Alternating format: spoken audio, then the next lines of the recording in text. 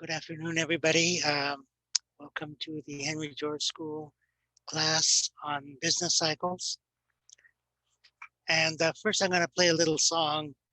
So, nice way to learn economics is through music.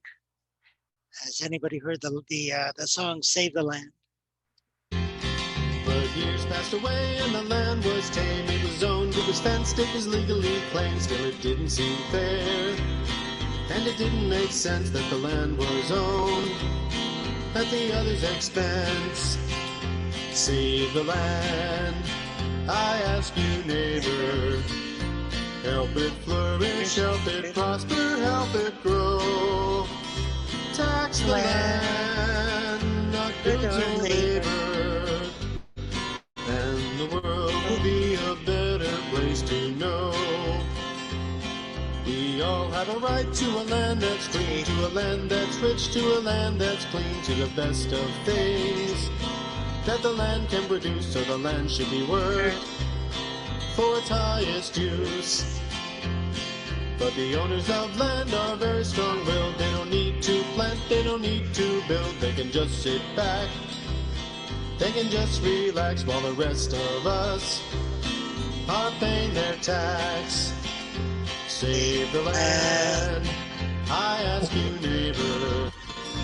Help it flourish, help it prosper, help it grow. Tax the land, not goods or labor, and the world will be a better place to know. Since the land belongs to everyone and cannot be replaced, we need a way to help it grow, not let it go to waste. Let the owners pay in yearly tax the value of their rent, and no more will land be misused, wasted or misspent. Save the land, I ask you, neighbor. Help it flourish, help it prosper, help it grow. Tax the land, not goods or labor, and the world will be a better place to know. Save the land, I ask you, neighbor. Help it flourish, help it prosper, help it grow. Tax the land, not goods or labor, and the world will be a better place to know. And the world will be a better place to know. Mason Gaffney was one of the leading Georgist economists. He passed away July of last year, but he left a great body of work. And one of his research interests was the boom and bust cycle. And so he wrote this paper called Causes of Downturns. By the way, the Save the Land, I have the Save the Land on my website if you want to go to it. And Mason Gaffney's work is on this website that you can look at later if you want to. All right, so this is what I showed last time. And this is the history of the US real estate cycle since the early 1800s. And on the left, you see the peaks in land value.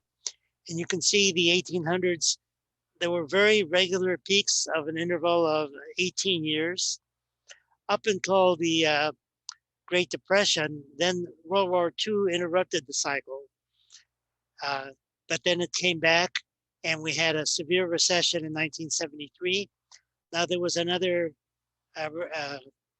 recession and boom that went up to 1979 because of the high inflation.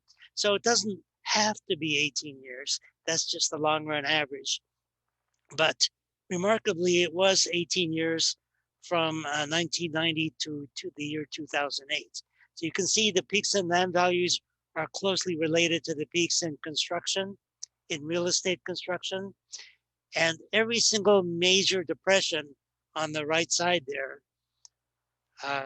going up to 2008, has been preceded by peaks in real estate, in land value and construction.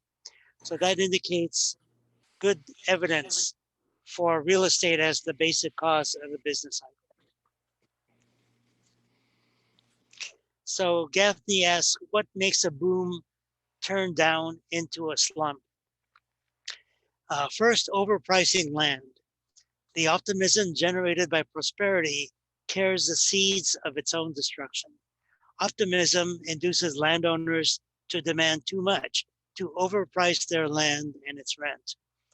When overpricing meets resistance, it's followed by a holdout over a long period of attrition. So there can be a plateau after the peak in real estate prices. And land has more holdout power than labor. If workers stop working, they starve unless they get assistance. And then capital goods waste. In other words, they depreciate over time. But land can hold out because it doesn't depreciate, it doesn't need to eat. All right, so continuing with Gaffney, he says, overpricing may block production by keeping building sites from use. So, and you can see historical evidence of that. For example, in San Francisco, when they were finishing the railroad in the 1800s, and they were going to connect San Francisco with the East Coast with the railroad, Intercontinental Railroad, people expected a lot of business to come to San Francisco. But instead, because of the land speculation, land got priced so high, right, that instead of prosperity, you had a steep depression in the 1870s. So building is not blocked totally, but forced to marginal land of lower quality and more distant location. And that results in lower rates of return and an urban sprawl. Overpricing can also take the form of rising rents, squeezing tenants, so they use less space, which then leaves vacancies, and others retreat towards cheaper marginal land where they're less productive and earn less income. So as though they were one monopolist, commercial and farm rents usually include two parts, one of which is a share of gross sales. As the landlord's share of gross sales rises, it cuts down on the tenant's marginal rate of return. Often, for example, a shopping center will be rented partly as a portion of its revenue and a portion of a fixed rate. A lot of farms do this, or at least used to do that, which is called sharecropping, where instead of a fixed amount of rent, they would pay some of the rent as a portion of their crop yield, and that spread the risk between the owner of the land and the tenant. So as Gaffney says, Henry George's thesis is that land speculation in its manic phase, in its when it becomes heated at maximum, makes landowners as a group act in concert as though they were one monopolist, withholding supply to raise the price. They act as one monopolist because they have the same incentives. So the non-reproducible nature of land. Henry George might have added that commercial land ownership is extremely concentrated, and the non-reproducible nature of land, you can't reproduce it, you can't build more of it, makes it a natural basis for monopolies of all kinds. In local markets, a large landowner who controls a big share of the total supply is conscious of the market power. So markets for land are inherently local because land is immobile. So then Gaffney goes into loss of capital. There's two kinds of, well, the word capital has two meanings in economics. One is financial capital, which Gaffney labels K1, and capital goods. Goods have been produced, which he labels K2. So after land has appreciated, those who sell appreciated land regard their gains as personal income. So people sell land that has gone up in price and they have a gain, which they treat as personal income. And what do you do with personal income? You buy goods, so the personal income is consumed. But when land prices go up and you get income from that, there's no corresponding production, right? Normally you're producing goods, right? And then you get income from that. But with an increase in land value, there's an income without any corresponding production. And so there's less savings and more consumption, right? In economics, consumption means the using up of the value of goods. So consumption has to draw down existing capital goods. With less capital goods, there's less investment, but capital goods continue to depreciate, so the financial capital is depleted. Then land buyers pay for the land from saved funds, right? There's three ways you can have money to buy land.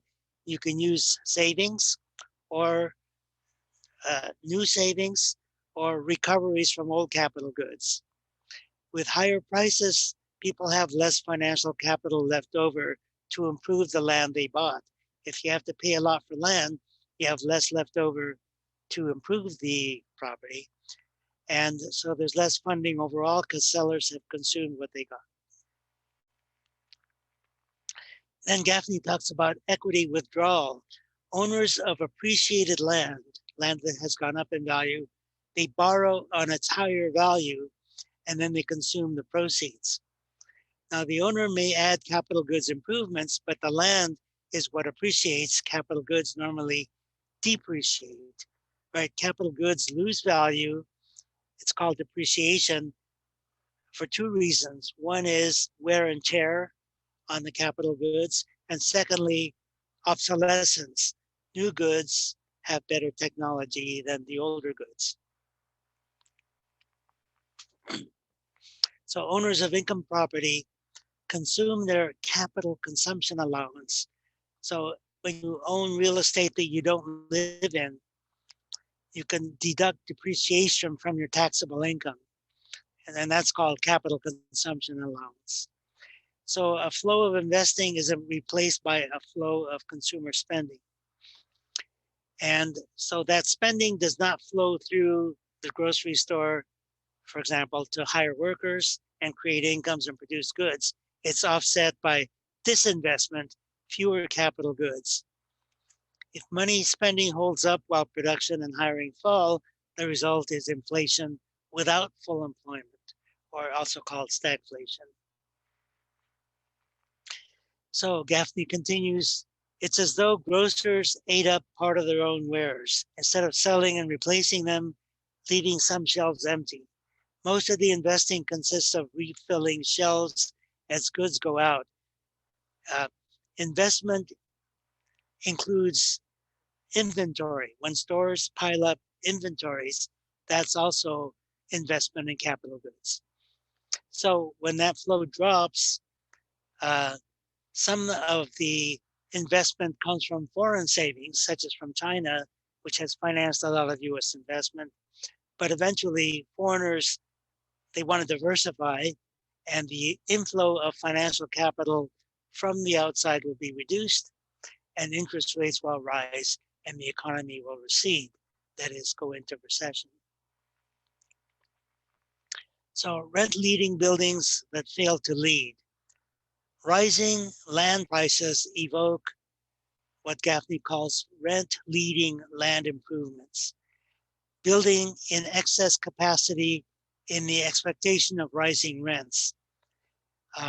So rising land values have two effects on the buildings. One is to hold land out of use or underuse it, waiting for higher land value. And the second possibility is overbuilding, expecting the land value to go up. So both of these take place in different places depending on the location and the expectations of the owners. So as land prices rise, saving from other incomes falls due to portfolio substitution. Right? You know what a portfolio is? It's a collection of your assets like stocks, bonds, and real estate, and money are elements of a portfolio. So portfolio substitution is when you sell one type of investment in exchange for another type. For example, selling stocks to buy bonds would be portfolio substitution. So higher land values substitute for other assets in portfolios. If you have real estate and the value goes up, right, you have less of other assets. So that lowers the motivation to save more. Overpricing land forces down the rate of return on economic investing.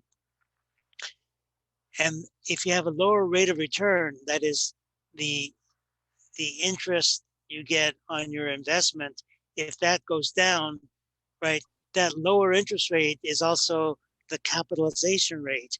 That is the annual income divided by the capitalization rate generates your property value. So that raises land value even more. If you have lower interest rates, you have rising land prices. And so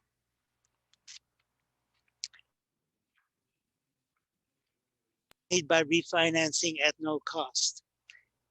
Uh, if interest rates were zero, you could refinance at no cost because you wouldn't have to pay any interest. And that's one reason why a zero interest rate is impossible. At least zero nominal interest rate, what they quote as your interest rate. Over lending to land buyers and refinanciers with inflated appraisers. Some buyers of real estate default and therefore financial intermediaries, which are banks, show up as mismanaged. And what happens, like what happened after 2008 when we had a recession and depression in 2008, is that the government bailed out the banks, taxpayers absorbed the losses. Any questions so far? All right, then savings falls due to lower rewards for saving. Now that's not happening this year, but in a normal economy, when you don't have lockdowns as we're having this year, savings will fall if there's lower rewards, if the interest rates are lower, or people will buy fewer bonds and more stocks, even though stocks are risky. If you're not getting a return from bonds, you buy stocks or real estate. So savings falls in response to lower interest rates for two reasons. One is portfolio substitution, and the other is lowering the penalty for borrowing to consume because interest rates are lower. And so the reductio ad absurdum, that is taking something to its logical but absurd conclusion, is why we don't have zero interest rates.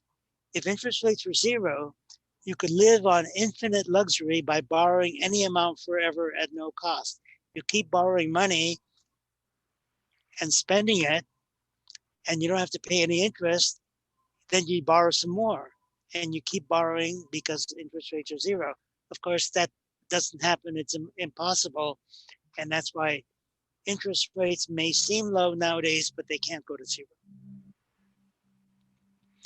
So excessive conversion of circulating capital goods to fixed capital goods.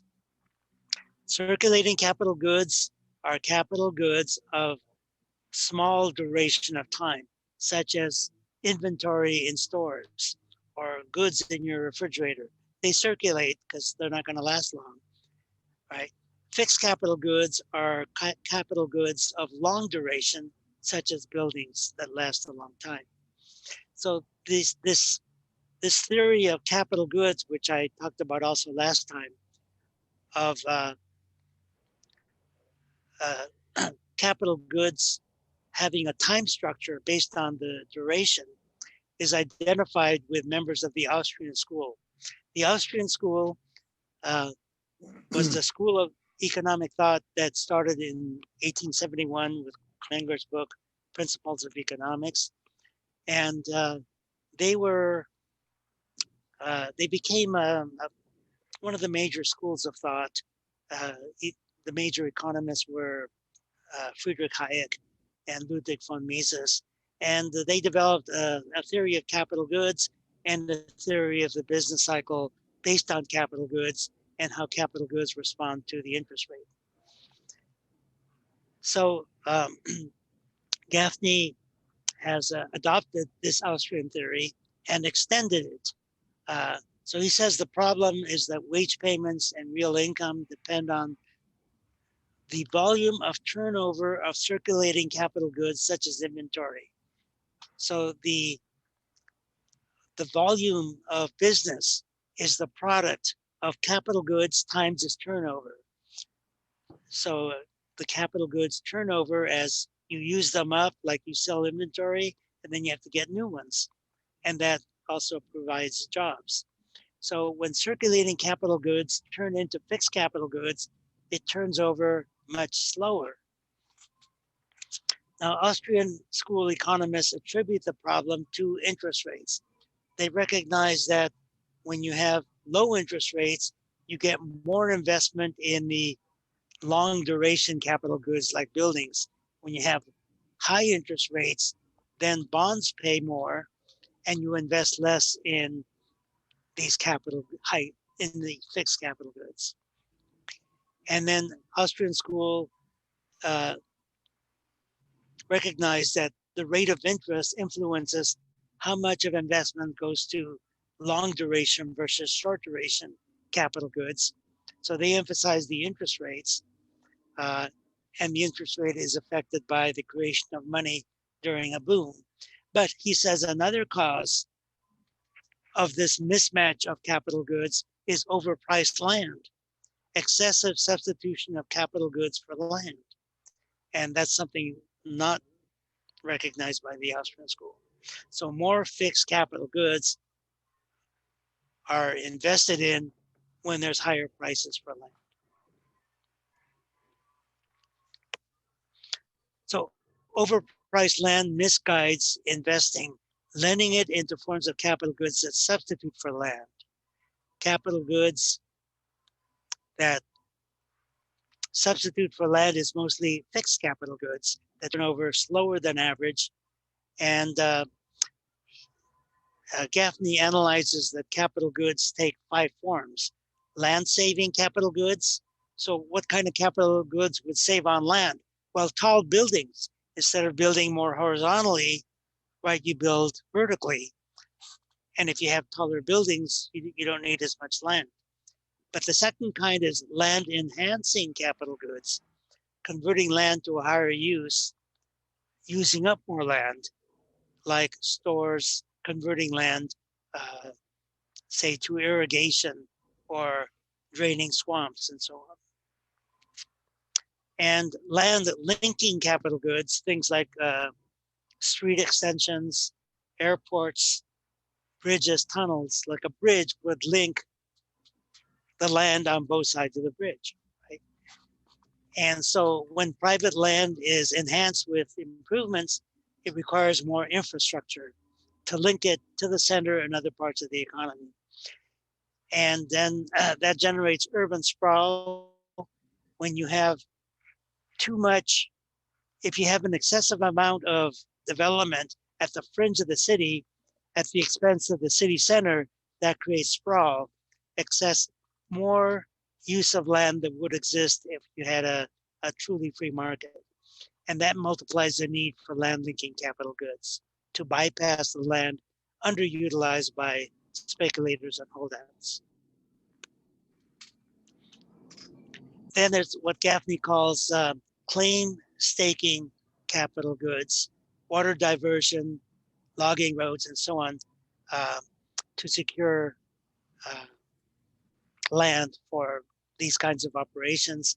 And this claim staking, rent-seeking capital goods. Rent-seeking is a term in economics when you're seeking gains from political action instead of through production. The word rent in classical economics means land rent, but then economists generalize the word rent to any gain above what's needed to put a factory into production. All land rent is economic rent, but there can be economic rent from labor, such as a movie star that earns millions of dollars for a movie, way more than what's necessary for that movie star to be in that movie, right? But he can fetch it because of his value in attracting audiences. Anyway, so the payoff is capturing land and its resources in perpetuity. This capital good, like canals and things, does not create the income it secures. It merely captures it, a zero-sum game, captures it by capturing the rent. So the scarcity of funds, not enough funds because much of it went to excessive investment in fixed capital goods. So the scarcity of funds after that dries up loanable funds. Right, loanable funds are funds available to loan out. So loanable funds went too much to the higher order fixed capital goods, reducing the funds available for circulating capital goods. And that shortage of loanable funds creates an upsurge of interest rates. So when interest rates go up, it should be equilibrating, means it should equalize savings and investment. That's the function of the interest rate in a market, is to equalize savings and investment. So it equilibrates by making them equal, right? So higher interest rates should call forth more funds from savings, and there should be less borrowing. But because of the distortion caused by the excessively low interest rate, a lot of capital goods had been trapped unrecoverably into fixed forms. So the high interest rate fails to evoke much more funds from savings, and it worsens the fund deficiency by tightening the trap. And so at first there's a liquidity crunch. Liquidity is an asset that's readily spendable, mainly money. So a liquidity crunch means there's not enough liquidity in the economy. Too much of savings is already captured by higher prices of land and capital goods. So the scarcity of funds dries up loanable funds. And then when that happens, the central bank decelerates money growth. And therefore, money is no longer being created, and the loanable funds went too much to the fixed capital goods, reducing the funds available for circulating capital goods. And that causes an upsurge in the interest rates before it's overcome by the recession.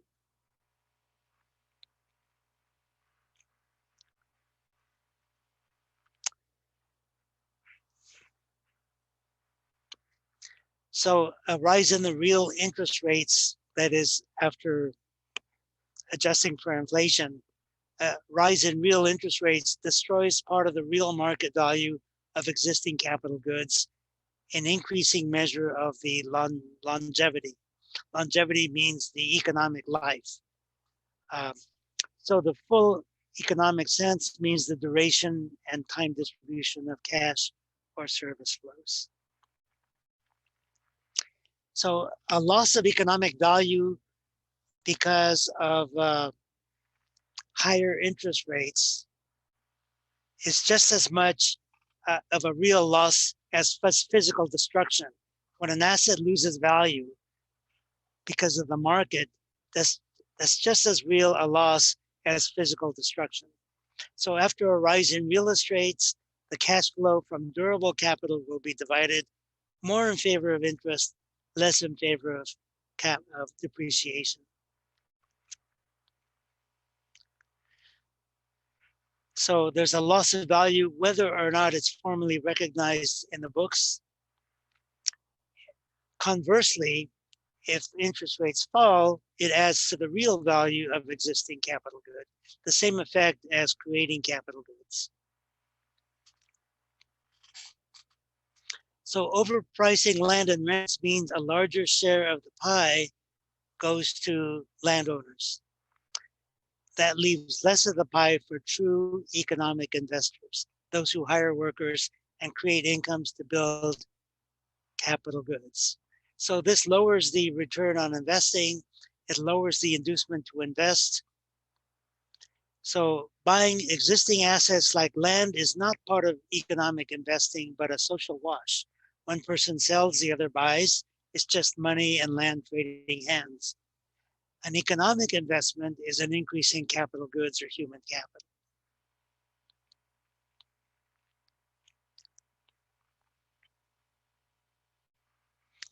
So I'll go on.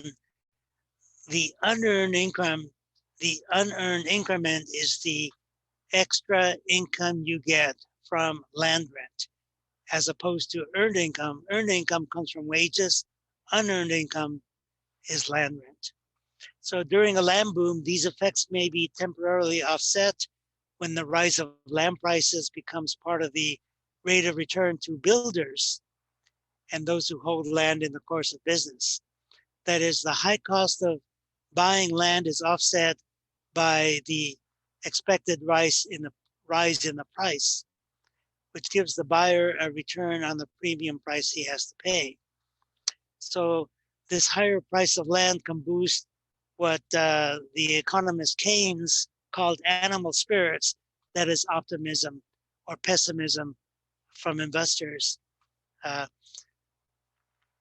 And the unearned income increment, higher land value or higher rent, is melded confusingly with genuine productivity as a return to investing.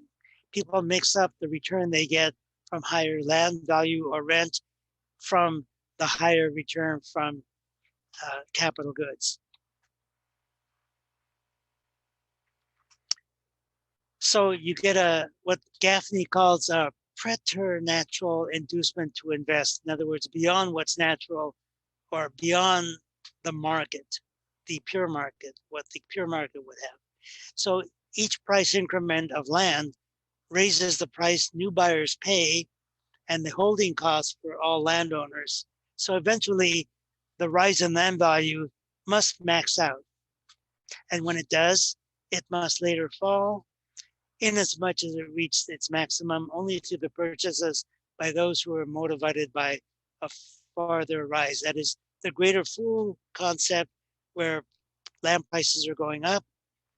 Speculators buy it because they think some other fool will buy it at an even higher price. But that has to stop eventually, and then there has to be a fall in the price of real estate. So when that happens, the higher the high buying and holding cost of overpriced land is coupled with a prospect of capital losses, leaving little or no inducement to invest in construction. So construction stops because land is now overpriced. This cycle helps explain the hairpin turn from boom to slump. You could have a very sudden crash in both the real market and in the financial markets. It occurs at upper turning points of speculative booms.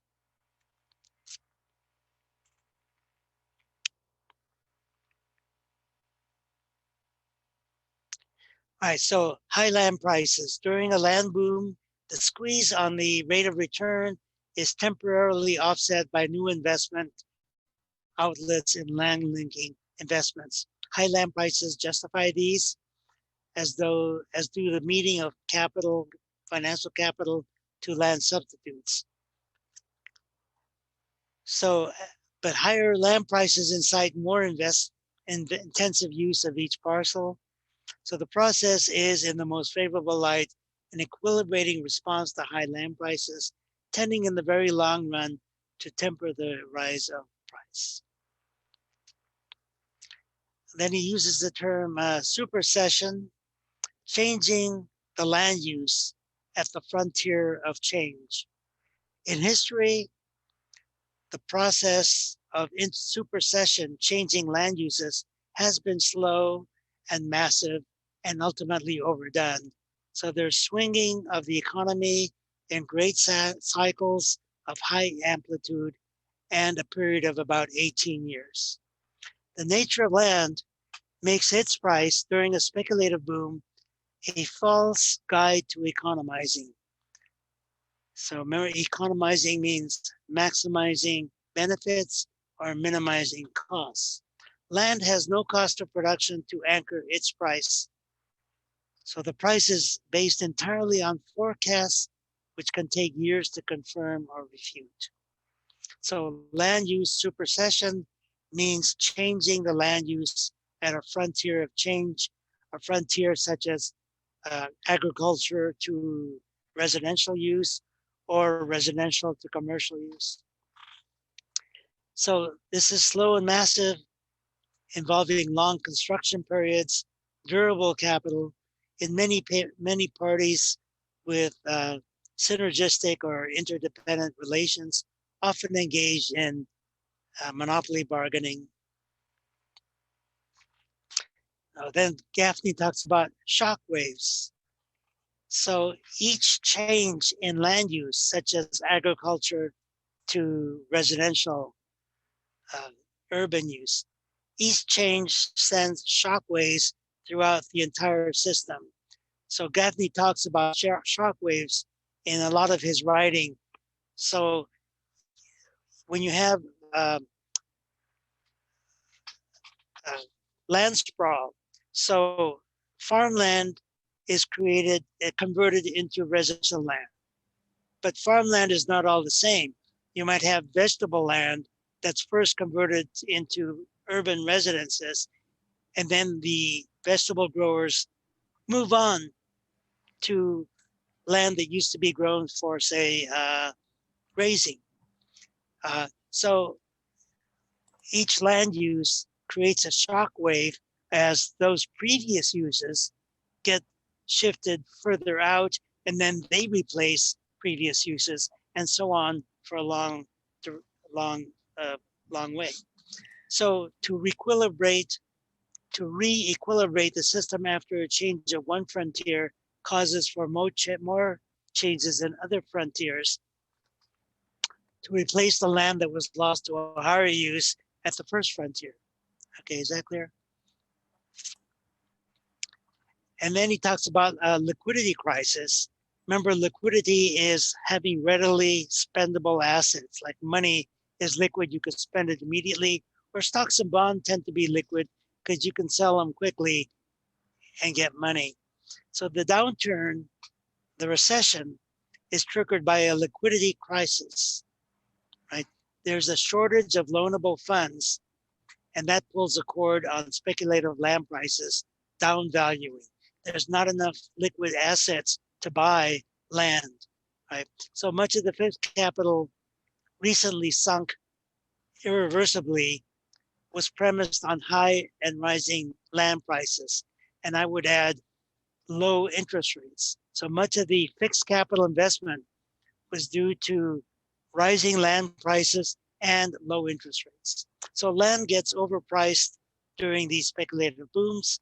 The overpricing of land is corrected by reallocating capital goods to substitute for land. But by the time this correction is done, too much capital goods have been lost. You've had excessive buildings construction. It's locked up in fixed non-circulating forms like buildings. So when in the liquidity crisis, the credit system collapses, the banking system collapses. Banks always get caught up in land booms, right? Most of real estate is bought with borrowed money. So the banks and other institutions loan out the funds in mortgages, right? And they think they have collateral in the value of the property, but what happens when property values drop as they did in 2008? So during the upswing, banks lend on the collateral of rising land values, but in cycle after cycle, going way back to the 1700s, right? Banks have expanded their liabilities based on this, what turns out to be fragile collateral, and they come to grief in the ensuing downturn. They did it again during the 1920s, right? When land values peaked out in 1925, and then you had the depression starting in 1929. In the 1980s, And then after the recession of 1990, the upswing from 1994 to 2007. So we've had cycle after cycle for 225 years. None of these was a lasting learning experience. Governments and even economists have not learned the business cycle. Why? The real estate cycle has not been assimilated into macroeconomic theory, right?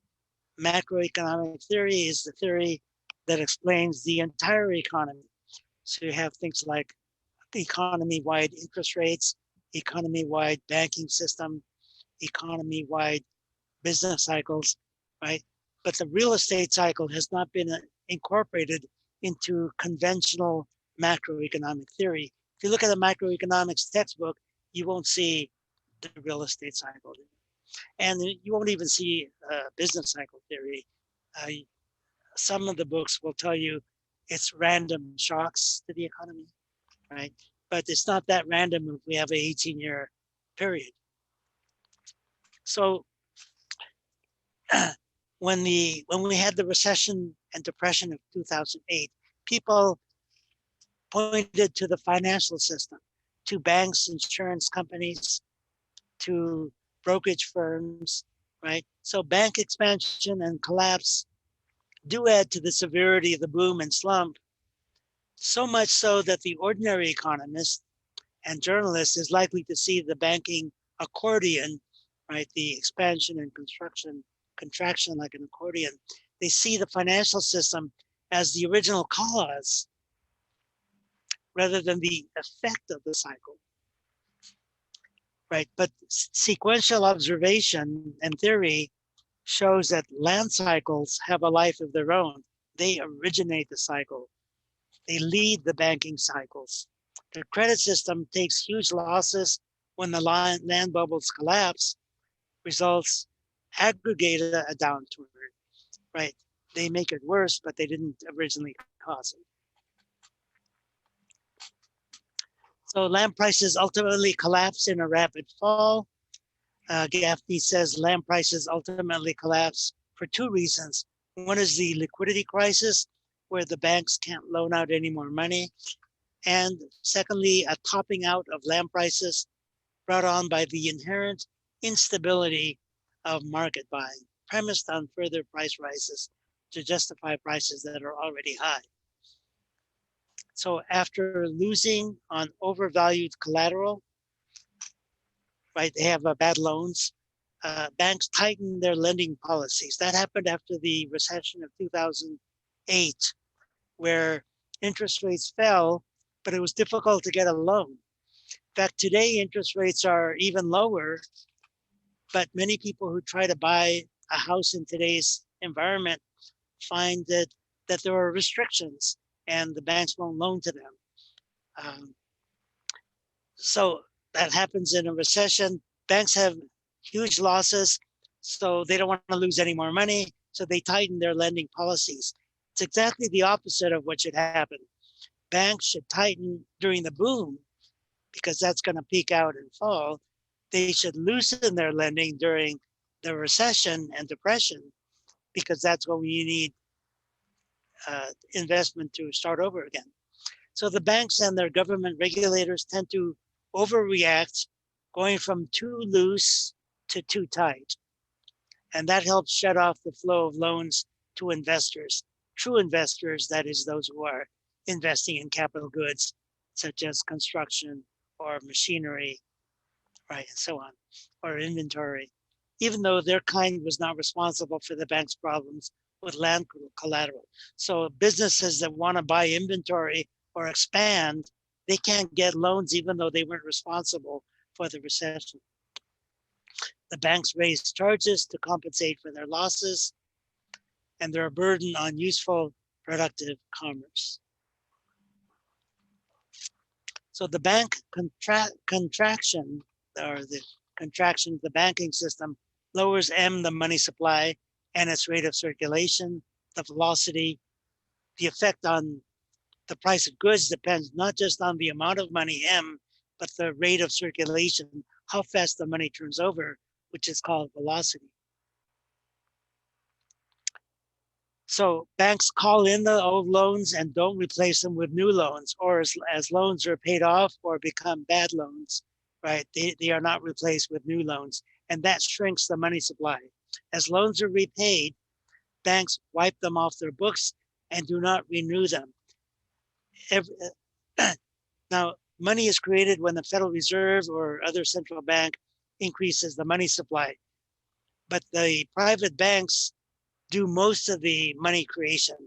Every time a bank loans out money, that becomes a creation of money. They created money, right? And when the loan is repaid, paid back, or becomes a bad loan, that money disappears. So money is created when banks lend funds and vanishes when a loan is repaid or written off.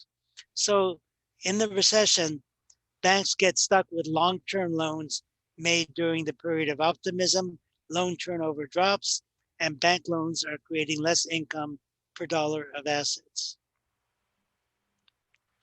So in summary, to summarize Mason Gaffney's article here, in summary, the causes of downturns act in the following sequence. So here's a summary of what he presented. First, land is overpriced as a speculative movement.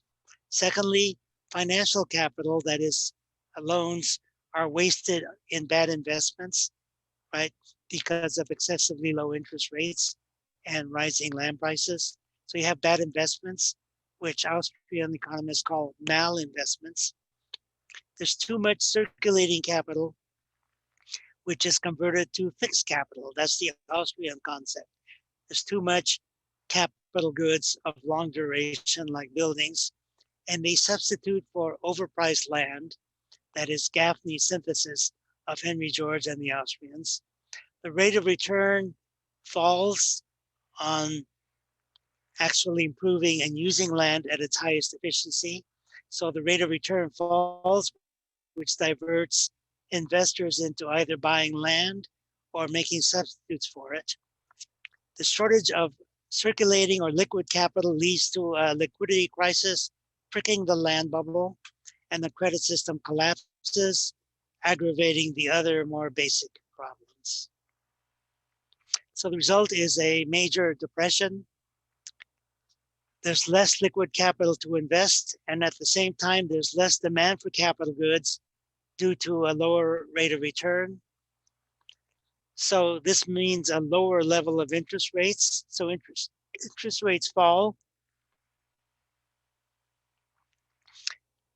The supply and demand for liquid capital have both fallen, meeting at a lower level with less production and employment. So interest rates do fall during the depression, but there's also less demand for loanable funds because there's less production and less employment.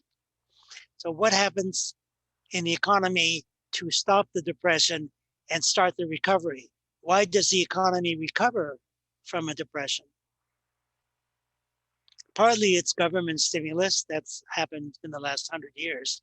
But in the 1800s, it really wasn't government stimulus, and yet economies recovered after a depression. And the reason is lower asset prices. The price of real estate, of labor, of other goods, and interest rates have all fallen. So low prices make investment profitable again. So you then restore production and employment, and the cycle begins again. So the remedies, as I also discussed last week, the remedy for the business cycle is to stop the real estate cycle through land value taxation, the use of rent for public revenue, and on the Austrian side, market-based interest rates instead of artificially cheap credit.